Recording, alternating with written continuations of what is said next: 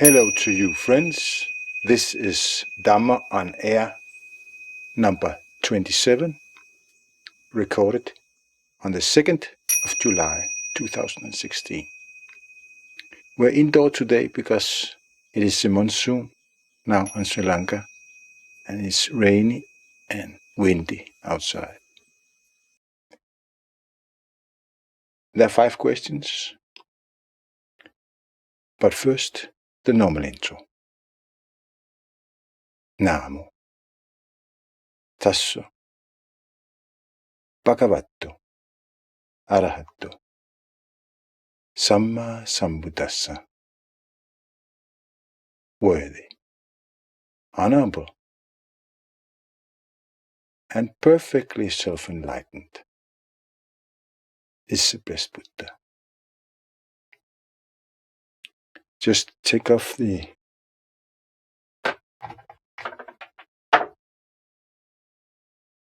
headphones, otherwise it will be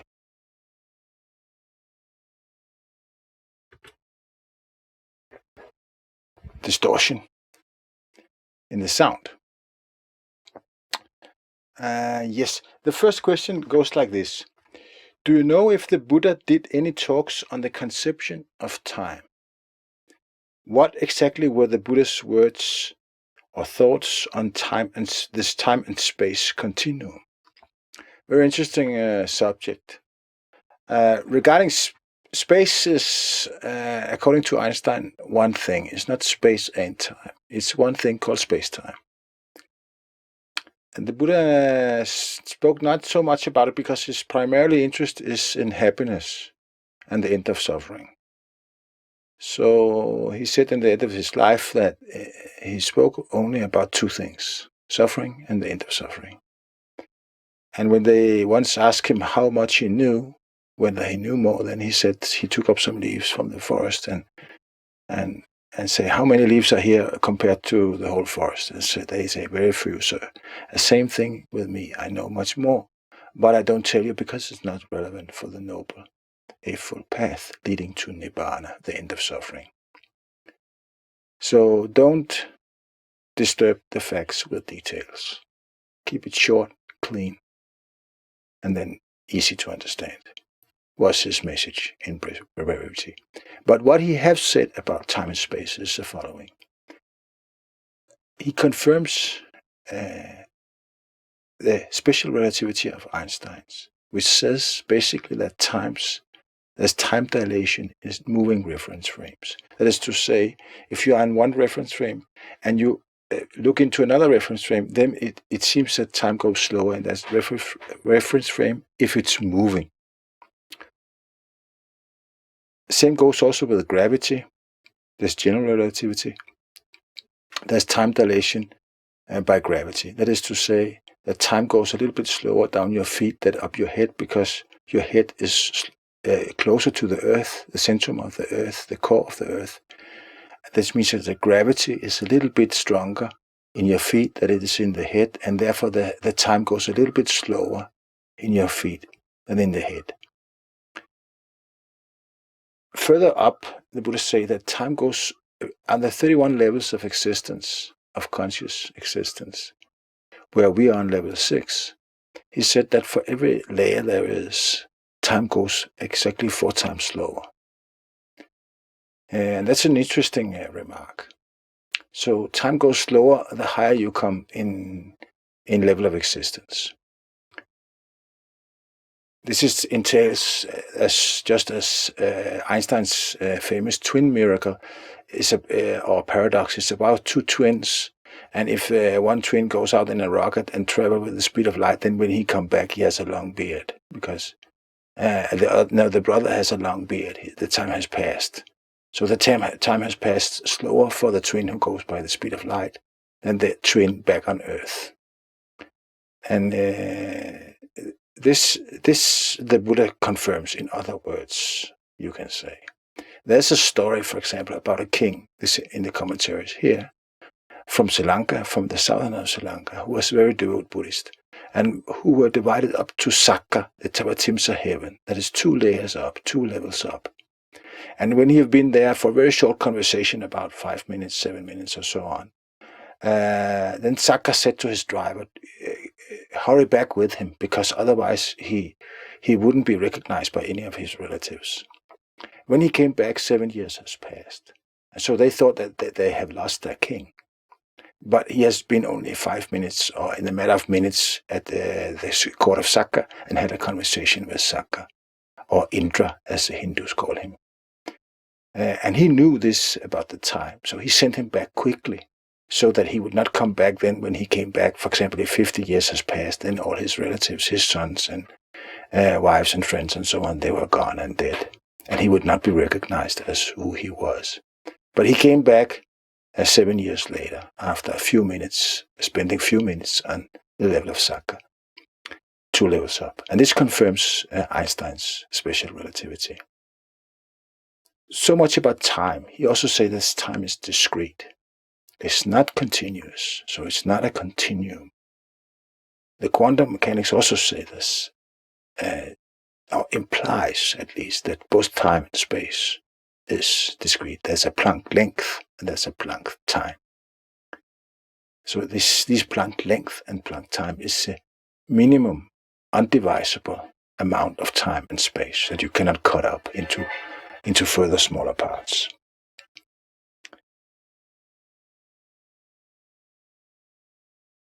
Time dilation in moving reference frames is confirmed experimentally. If you take radioactive compound and put it in an accelerator, a cyclic accelerator, and then accelerate it up to something like 1,000 of or 1/100th of a speed of light, then you can see the half-life of this radioactive compound is prolonged. So it experiences time slower inside the accelerator. If you measure the half-life after it comes out, then the half-life has returned to normal. So there's much experimental evidence for Einsteinian relativity, and thereby for the words of the Buddha. Regarding space and the space-time continuum, how can it be explained that this time goes 4 times slower between the layers? It can be explained by a model I worked with some years, which I call the space-time onion.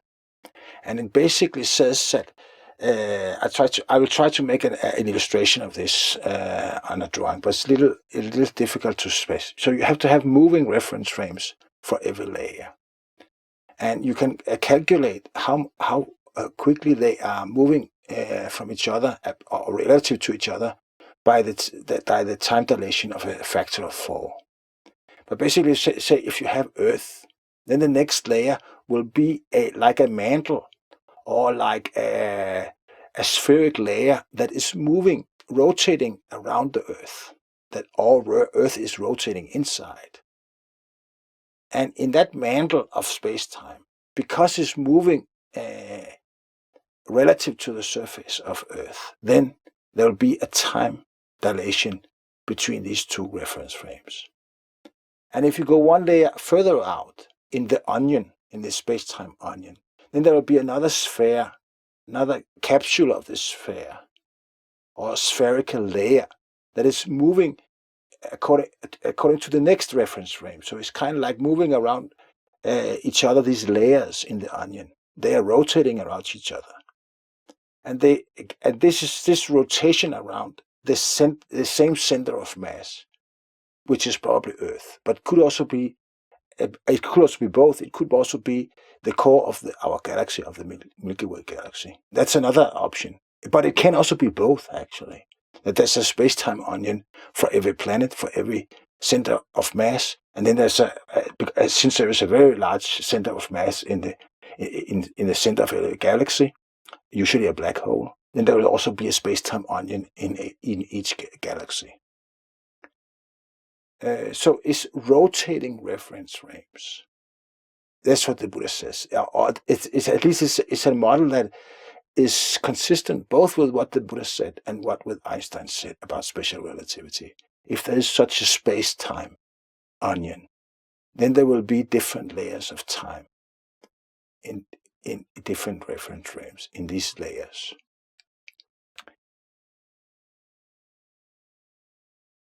So this is basically what he says. he says also that there's one Dhamma that is discrete state. That also goes with quantum mechanics. That it's not continuous. Another issue is if time is not continuous, if it's discrete, then it means that existence itself is blinking. You would not perceive it because it's blinking very fast. Something like 100,000 billion times per second.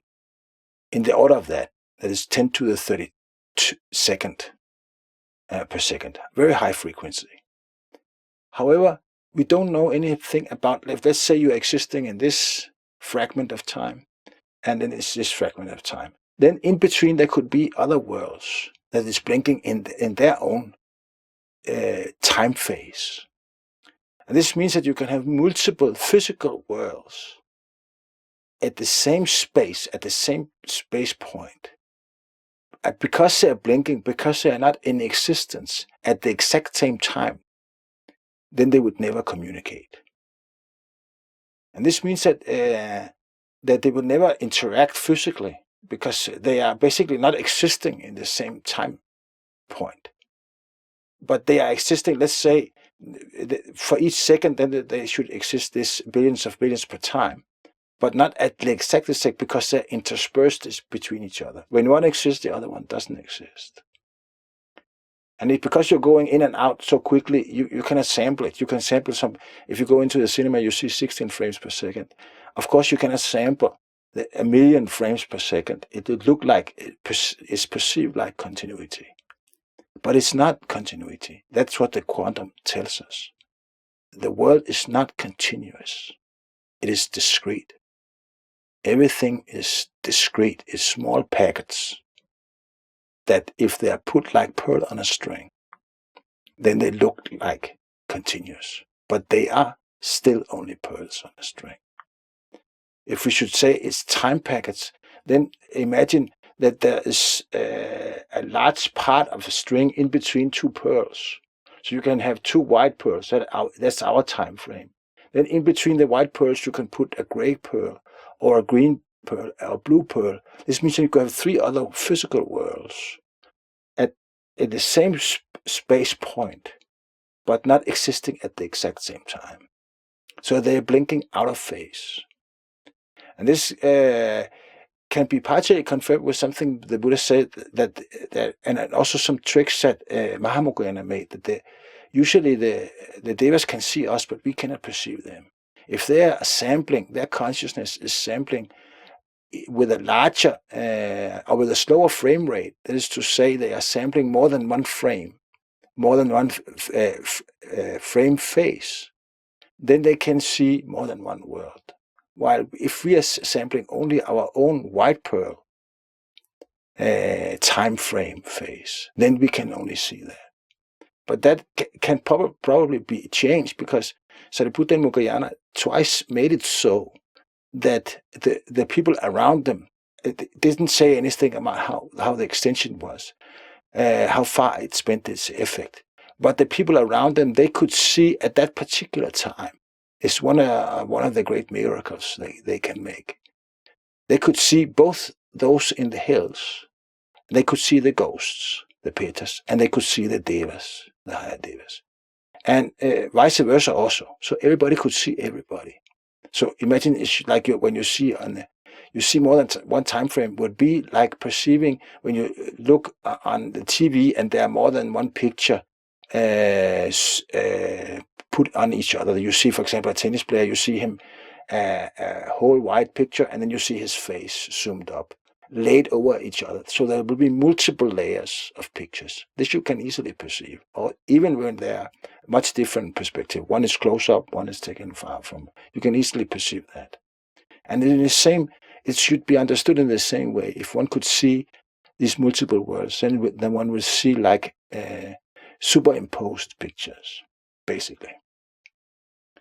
So that's if I should summarize what my own examination of this space-time and Buddhism and relativity and quantum mechanics says, then it basically says, one, space and time is discrete, it is blinking. Two, space-time, the time dilation between moving reference frames. Both Buddha and Einstein says that. Three, a possible model could be the so-called space-time onion, where there's the moving reference come from the shells, the spherical shells of the onion, moving in different direction, rotating around the same center of mass, which could be both any planet and any galaxy, any core of any galaxy. So this model is consistent with both quantum mechanics, with relativity, both special relativity and general relativity, and what the Buddha and his disciples said. So this I find currently to be the most realistic. The take-home message is, there's a space-time onion. I think this is not enough for today about space and time. The next question, question 60, is about, in the Mahayana tradition, there are many Buddhas mentioned as Amitabha, Avalokiteswara. Are these types of Buddhas genuine, or they are created fictionally? Yes and no, actually. Again, I have to say, because they are not Buddhas. The far easter you go, the far you go into Mahayana, the lesser the accuracy becomes. And same also, after any master or philosopher has died, then by time it becomes polluted. His teaching becomes polluted. This also goes for the Buddhas, and then some inaccuracy. All these names are not Buddhas. They are bodhisattvas. They are somebody who are still in circulation, who will be a Buddha in the future time. Avalokiteswara, for example, is the same as the next Buddha, Buddha-Dhamma. And so Avalokiteswara was his name when he lived at a monastery up here in Sri Lanka, not on the Indian side, but on the Burmese side, a little about north. And the monastery is still in existence. I've not been there, and the says it's in ruins. But that was his name there. But any bodhisattva and anyone who's reborn, of course, get a different name in each rebirth. And so the same individuality that is reborn many times can have many names. And if these names are mentioned in history books, then they appear to be different individualities, while they actually are the same individuality. So this is one issue. Avalokitesvara is not mentioned in the early text, but Buddha-Dhamma is. And Buddha-Dhamma and Avalokitesvara, and also when he's also the protected Deva here in Kandy in Sri Lanka. That is called Nata Devala. There's a small temple for him. The helper god, Nata, because it means the helper. So he's helping everybody from wherever he is now. He's also helping, in particular with understanding of the Dhamma, just as I do right now. So he's a very nice guy. Another issue is he could also be, as the Hindus say, he could also possibly be a reincarnation of their Deva called Vishnu, which could have lived at the 33 levels of existence, at the Tavahimsa heaven at the time his name was Vishnu.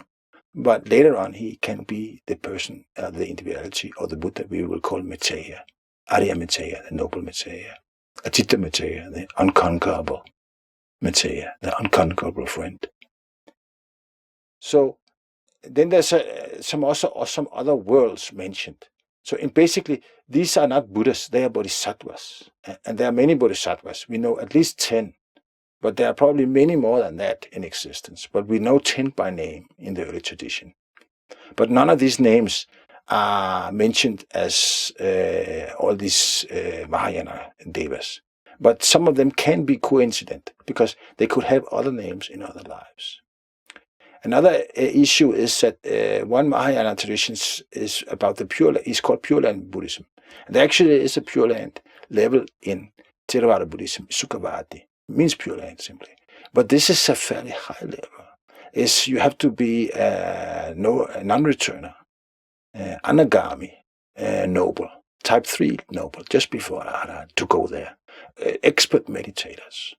But if you then go into what Pure Land Buddhism is about today, then is let's say, if you worship any of these Pure Land Buddhas, then they will take you there. But this is not the case. They cannot take you there.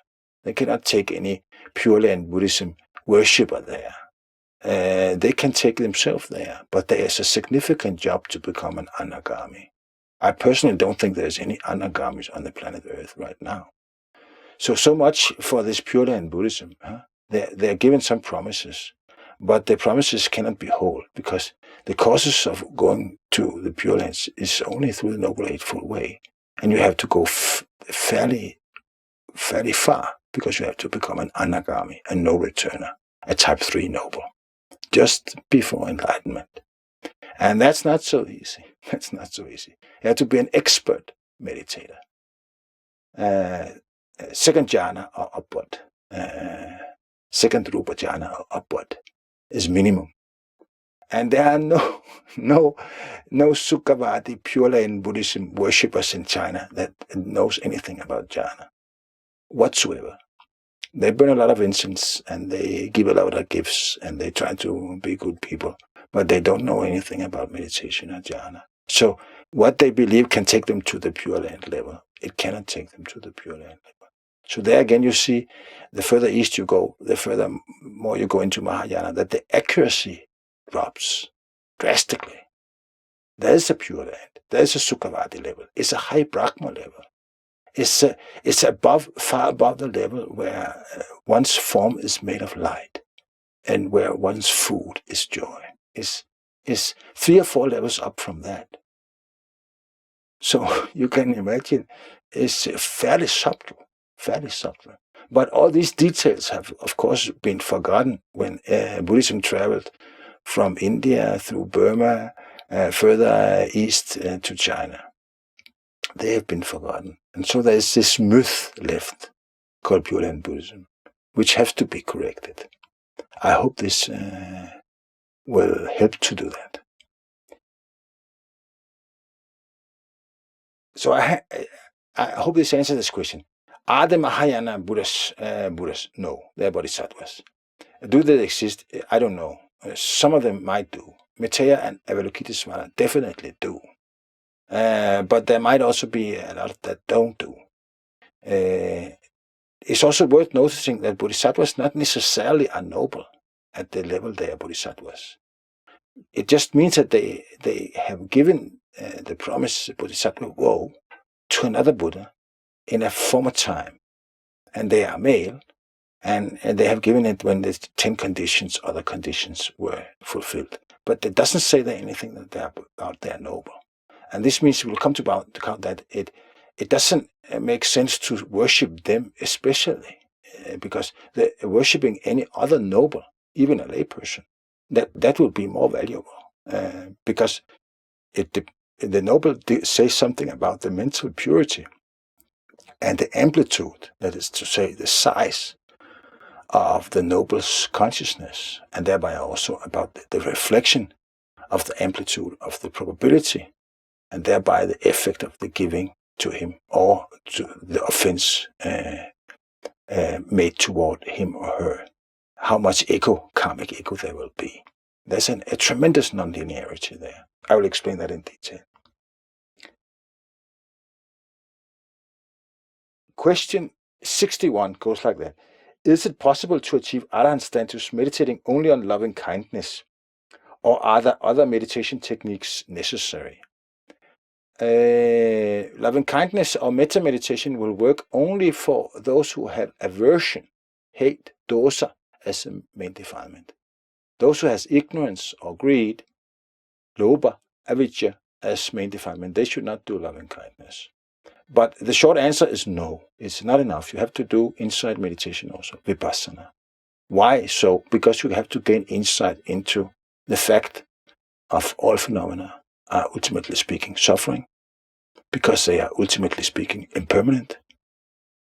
And because they are impermanent and suffering, they are no self. They have no core. They have no independent existence, independent of mind.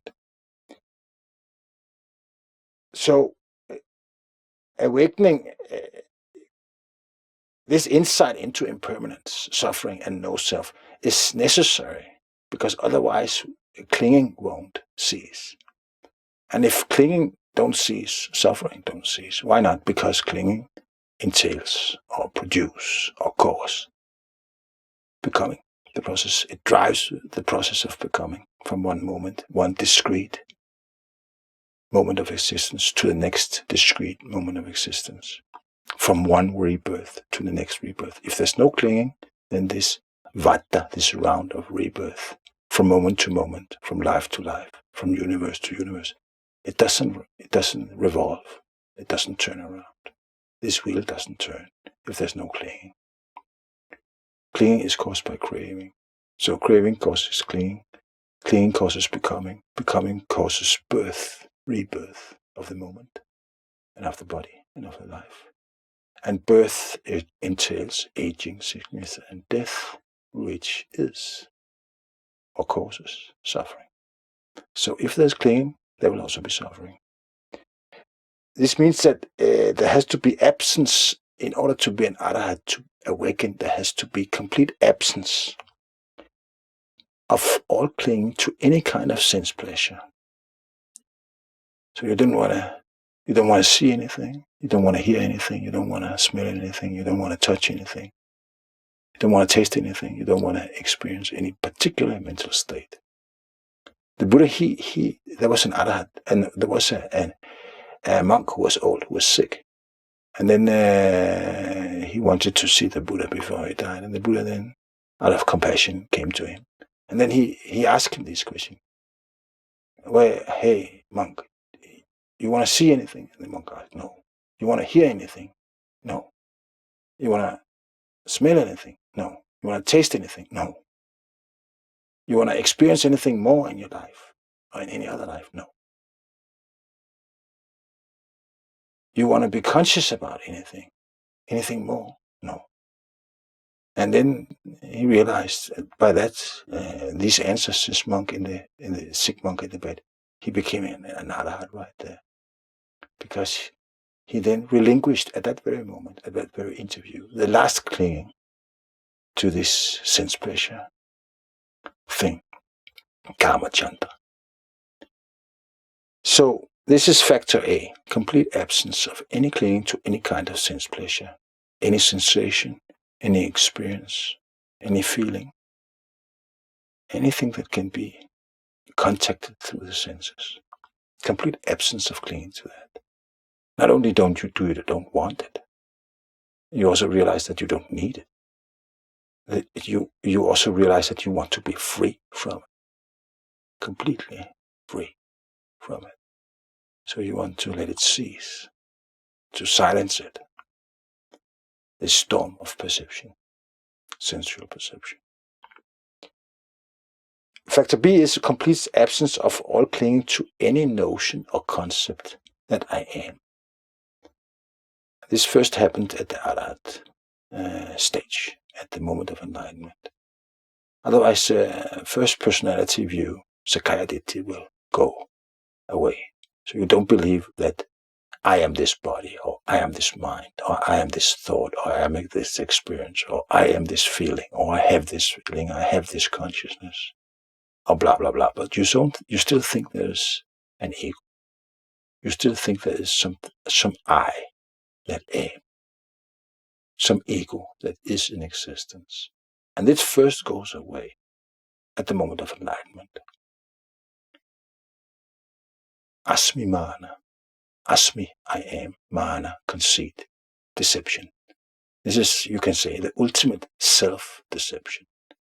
Because it's the self that deceives itself about that there is a self.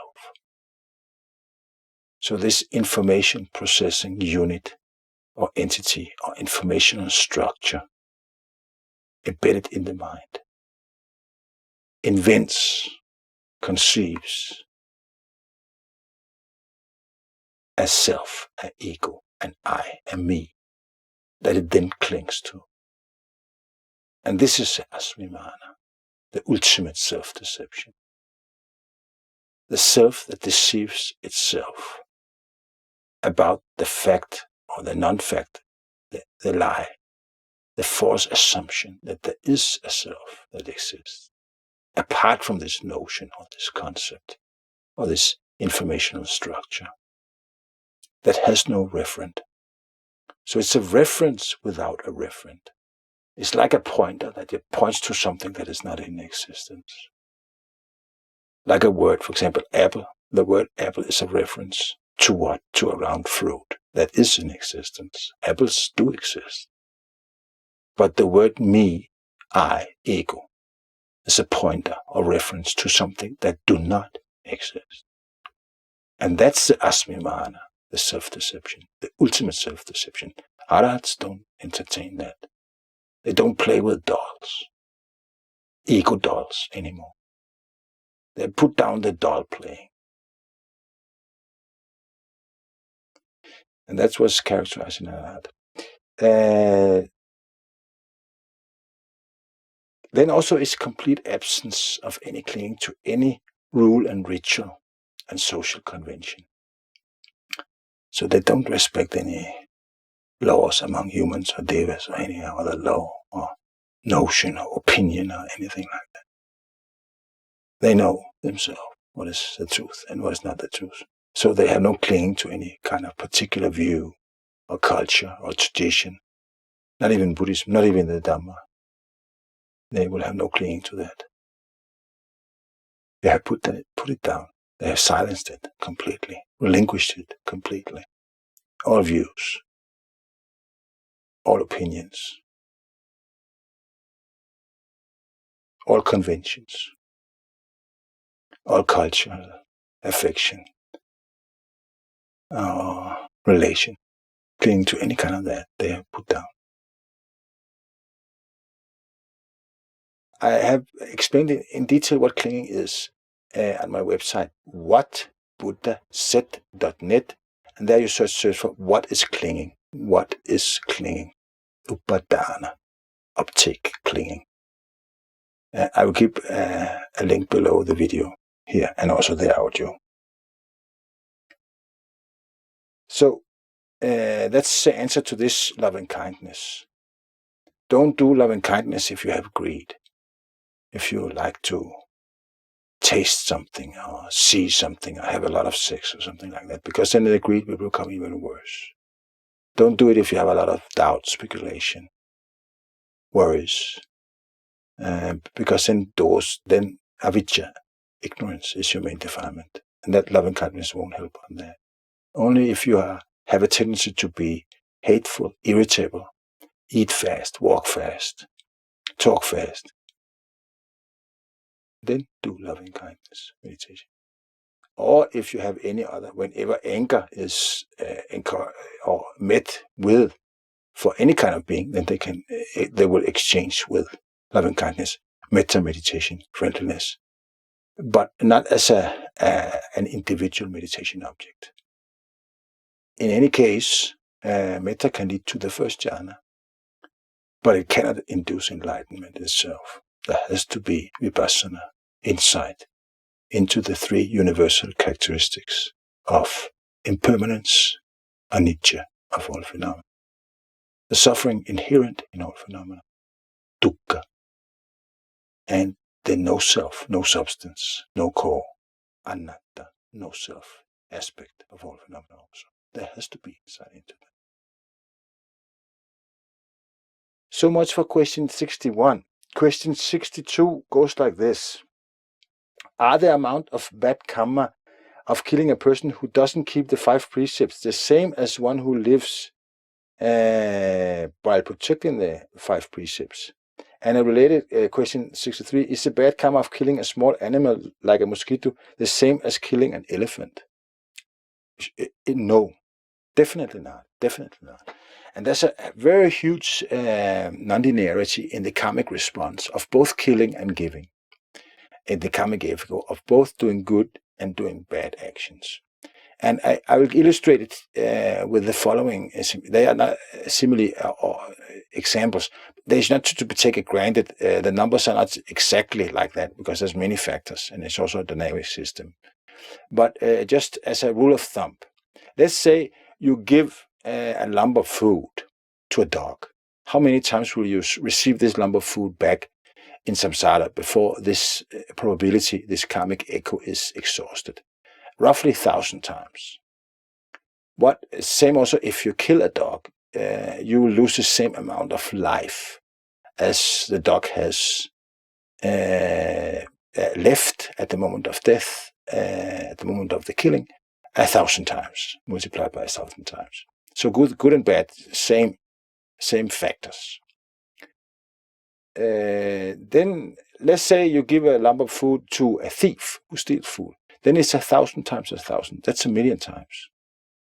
So it's still good to give to a thief.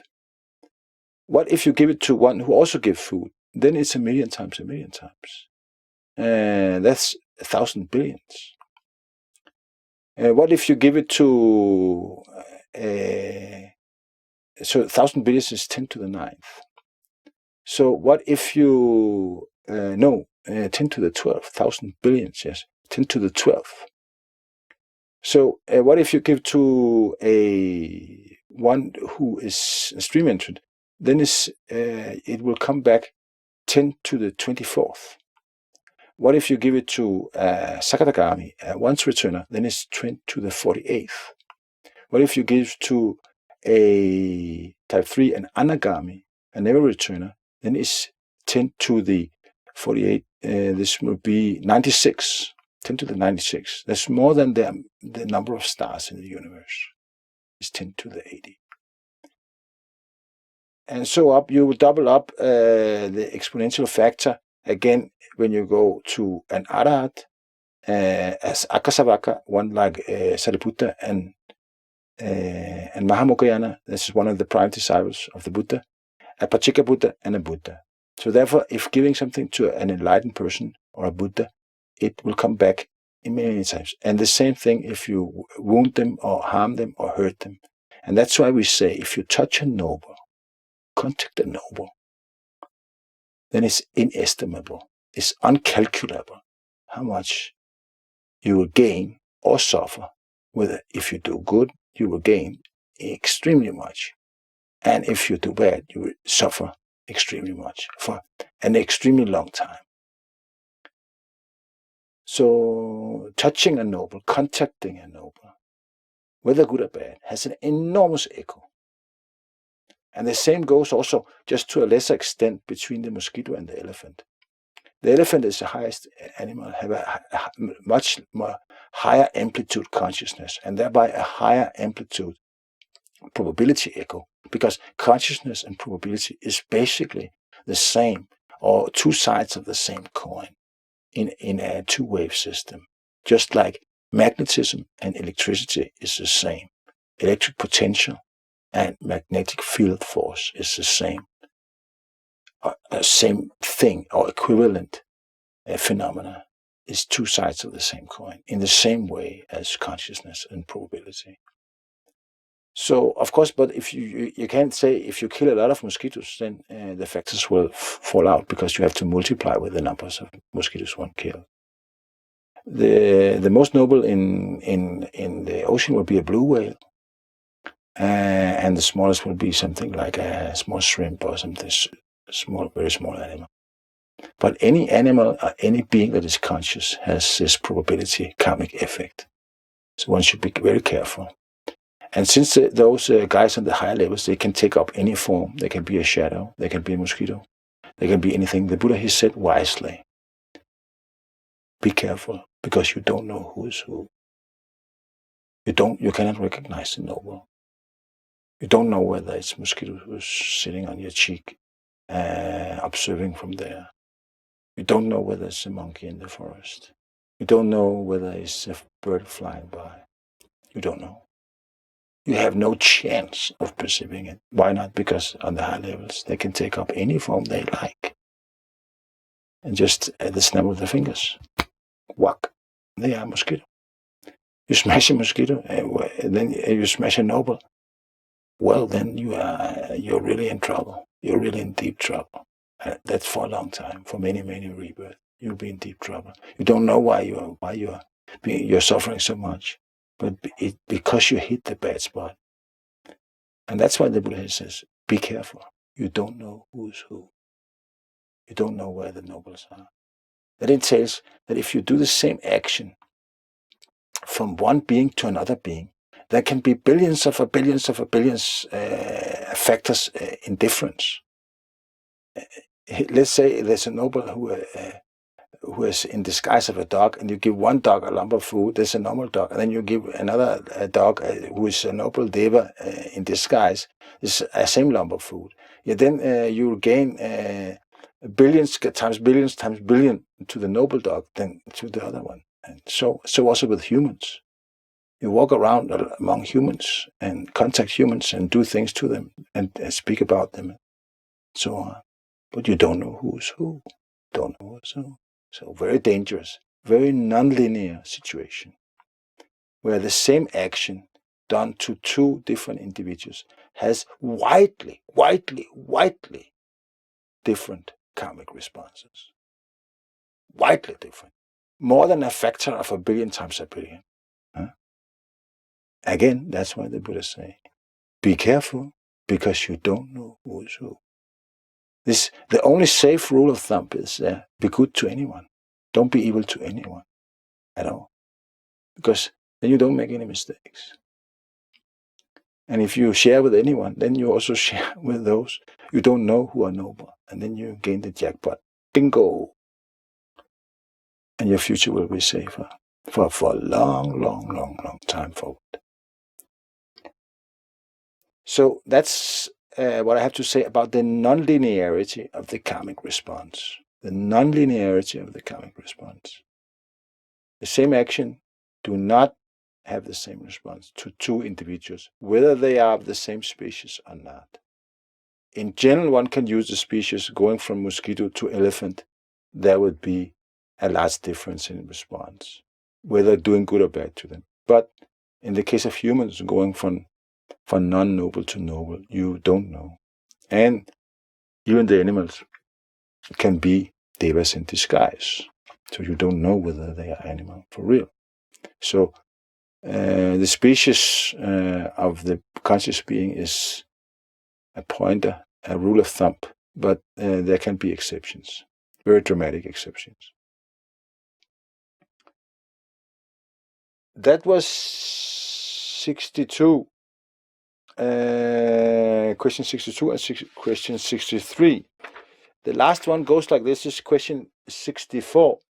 How does the Buddha-Dhamma vanish from this world? Yes, Buddha he actually explained that in detail. It will vanish in around 2,500 years from now, because this sasana will last 5,000 years. Because why? Because Mahakasyapa, after the Buddha's death, decided to recite the entire Tipitaka 3 months after the Buddha's death. And that has kept the Dhamma, the precise, exact Dhamma, in existence up to now. And it is fairly complete. We lost only so far 3 Jataka stories. And there was 550. We have 547 left. So it's very minor amount of text we lost. It can be considered complete for practical purposes, 99.98%. However, it will not keep on being so, because there will be lay morality will degrade slowly, as it's doing now, until there's no one who's keeping any of the 5 precepts. So there's no one who doesn't kill, there's no one who doesn't steal, and there's no one who doesn't lie, there's no one who doesn't drink, and there's no one who doesn't sexually abuse. So it will gradually go down. This you can see already now. It's happening already now. Now we're 2,500 years in this sasana. And this will continue.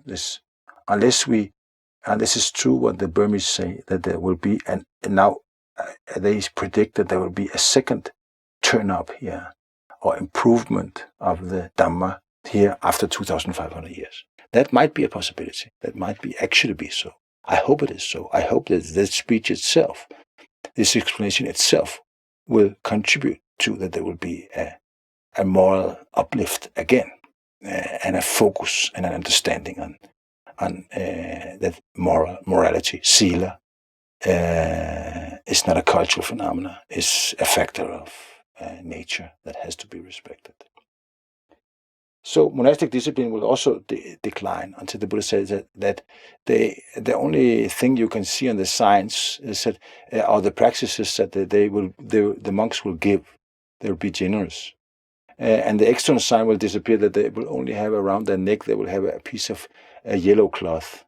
And in the end, they will go hunting and have wives and so on, get children. So they will take off this yellow cloth, and what's the use of that, and then throw it away. And that will be the end of the sasana when the monks do that, when they only have a yellow cloth bound around their neck. Other is that the attainments will disappear, that the ability of the Dhamma to create noble beings will disappear. This is still present, definitely still present. So we're living in still a fortunate time, because the Dhamma is still preserved to that extent that if one follows it, then one can become noble. That is to say, one can escape the lower existences. One can escape being reborn as an animal, and as a ghost, and as a hell being, and as an angry demon. One can escape that. And this means that one can gain safety still. But that will disappear. At a moment where the degradation of the Dhamma and the understanding of it is so low, then it cannot make any attainments also. The jhanas will disappear. No one will be able to meditate to the level of jhana and gain absorption. Appana samadhi. They will not be able to get that. And so the attainments will disappear. The nobility will disappear, and the meditational level will disappear. In the end, also, when the text will then also disappear, it will start with the Digha Nikaya, the long speeches of the Buddha. It will disappear. Then the Majjhima Nikaya, the middle-length speeches of the Buddha. The Anguttara, the Samyutta Nikaya, the connected discourses of the Buddha. The Anguttara, the numerical discourses of the Buddha. And the Khuddaka Nikaya, the small text collection. In the end, only the Dhammapada, which is very popular here in Sri Lanka, will remain. That will be the last text that disappears, is the Dhammapada, the right way, which is 427 poems of the Buddha and his enlightened disciples. So then, when all the text and the attainments and the practices and the precepts and the moral discipline, the monastic discipline has disappeared, has faded out because of impermanence, basically. Then and then also the relics, the tooth here in Kandy, will not be worshipped anymore.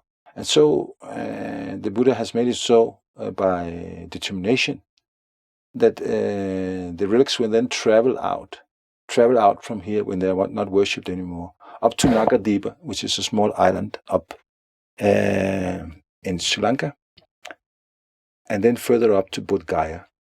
At Bodh Gaya, all the relics will meet and make an effigy, a kind of like a manifestation of the Buddha's body.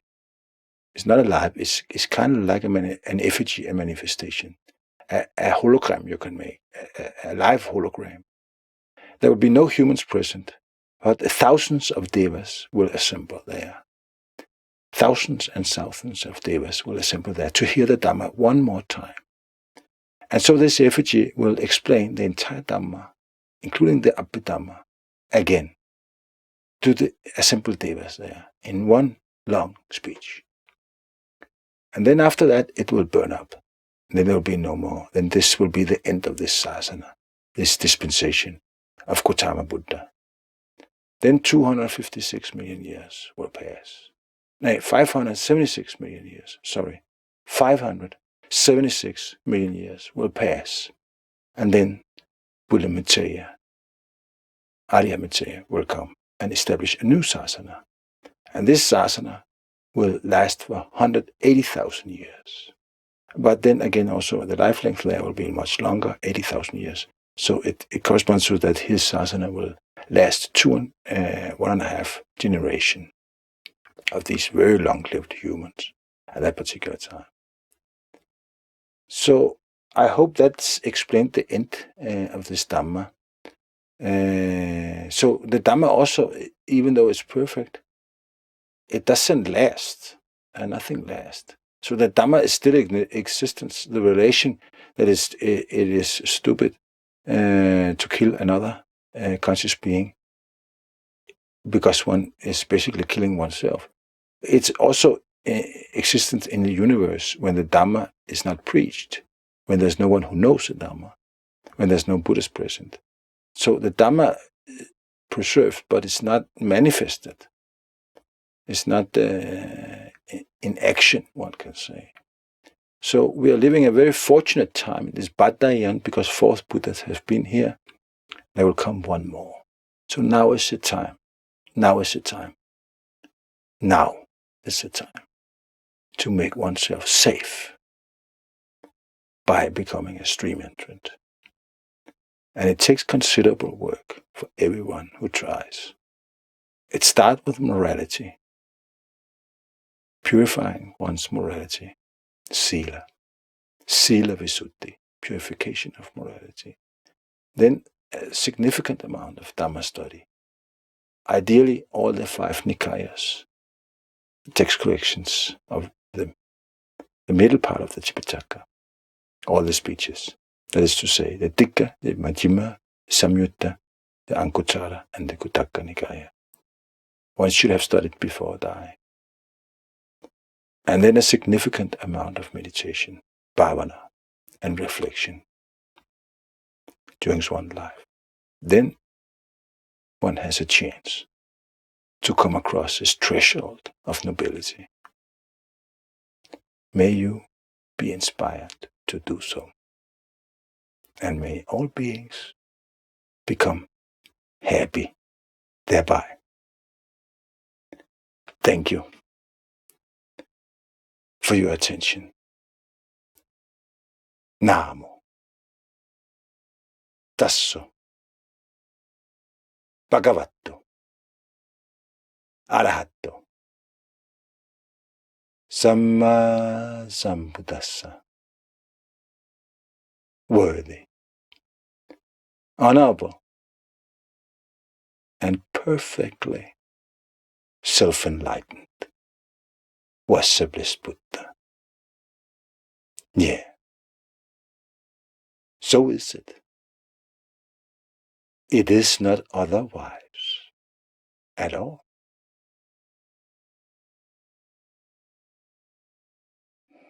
You heard Bhikkhu Samahita from the Cypress Hermitage on the Knuckles Mountain, Bambarella, Central Hill Country, Sri Lanka. Please subscribe to the Google group Buddha Direct and visit the website whatbuddhasaid.net. May all beings become thus happy thereby. Thank you. Namo Tasso Bhagavato Arahato Samma Sambuddhassa. Worthy, honorable, and perfectly self-enlightened was the blessed Buddha.